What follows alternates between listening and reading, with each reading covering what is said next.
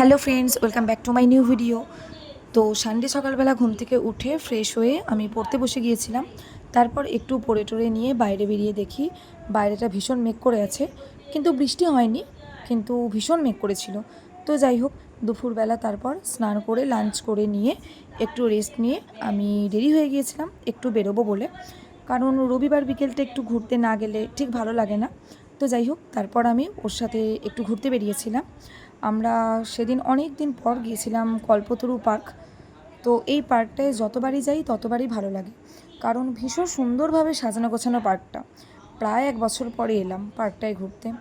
তো যাই হোক, বেশ কিছুক্ষণ ঘুরে টুরে বেশ কিছু ফটো ভিডিও করে নিয়ে দেন তারপর আমরা পার্ক থেকে বেরিয়ে খেয়েছিলাম ফুচকা, যদিও ভিডিও ক্লিপ নেওয়া হয়নি। তারপর আমরা খেয়েছিলাম আইসক্রিম। তারপর আমরা আইসক্রিম খেয়ে চলে গিয়েছিলাম ডক্টর দেখানোর জন্য। আমার চোখের ডাক্তার দেখাতে গিয়েছিলাম অ্যাকচুয়ালি। আর এই বাইপাসে বাইক চালানোটা গ্রীষ্মকালে আমার ভীষণ পছন্দের, আমি ব্যাপারটা খুব এনজয় করি।